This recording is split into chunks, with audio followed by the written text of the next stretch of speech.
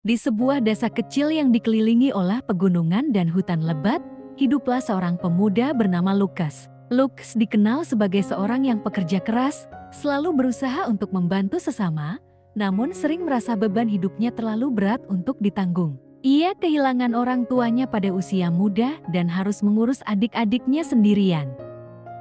Suatu hari, dalam keputusasaan yang mendalam, Lukas memutuskan untuk mendaki bukit yang ada di ujung desa. Ia berharap dapat menemukan kedamaian dan mungkin, jika Tuhan berkenan, jawaban atas kesulitannya. Setelah berjam-jam mendaki, Lukas tiba di sebuah gua yang tersembunyi di balik pepohonan rimbun. Di dalam gua itu, ia menemukan sebuah kitab tua yang hampir hancur dimakan usia. Di salah satu halaman yang masih bisa dibaca, tertulis kutipan dari 2 Korintus 4 ayat 5-12. 2 Korintus 4 ayat 5-12. Sebab bukan diri kami yang kami beritakan, tetapi Yesus Kristus sebagai Tuhan, dan diri kami sebagai hamba-Mu karena kehendak Yesus. Sebab Allah yang telah berfirman, dari dalam gelap akan terbit terang. Ia juga yang membuat terangnya bercahaya di dalam hati kita, supaya kita beroleh terang dari pengetahuan tentang kemuliaan Allah yang nampak pada wajah Kristus. Tetapi harta ini kami punyai dalam bejana tanah liat, supaya nyata bahwa kekuatan yang melimpah-limpah itu berasal dari Allah, bukan dari diri kami.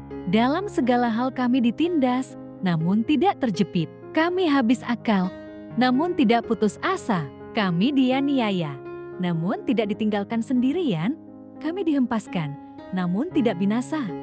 Kami senantiasa membawa kematian Yesus di dalam tubuh kami, supaya kehidupan Yesus juga menjadi nyata di dalam tubuh kami. Sebab kami, yang masih hidup ini, terus-menerus diserahkan kepada maut karena Yesus, supaya juga hidup Yesus menjadi nyata di dalam tubuh kami yang fana ini. Maka demikianlah maut giat di dalam diri kami, dan hidup giat di dalam kamu.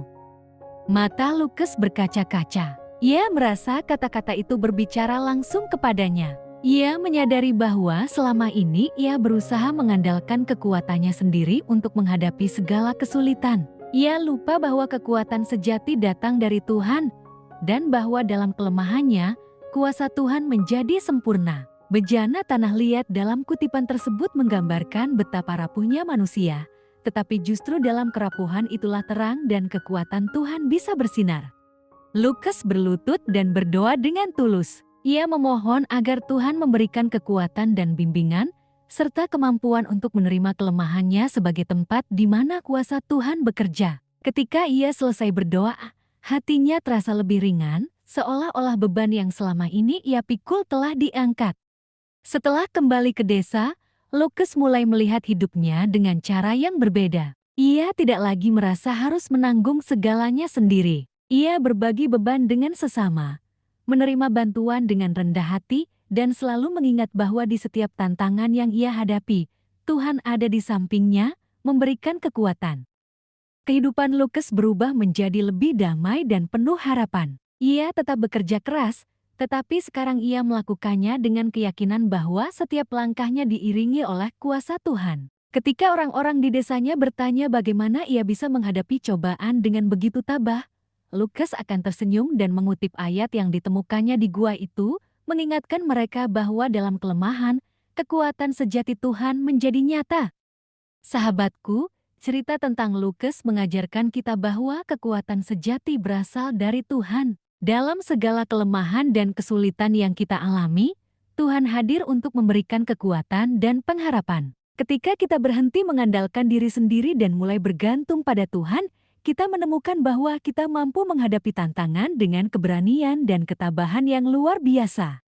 Mari kita belajar dari kisah Lukas dan ayat 2 Korintus 4 ayat 5-12. Saat menghadapi cobaan dan rasa putus asa, ingatlah bahwa kita adalah bejana tanah liat yang memancarkan cahaya dan kekuatan dari Tuhan. Berdoalah, serahkan kelemahan kita kepadanya, dan biarkan kuasa Tuhan bekerja dalam hidup kita. Jangan pernah ragu untuk berbagi beban dengan sesama dan menerima bantuan dengan hati yang terbuka. Dengan begitu, kita akan merasakan kedamaian dan kekuatan yang sejati yang berasal dari Tuhan. Amin.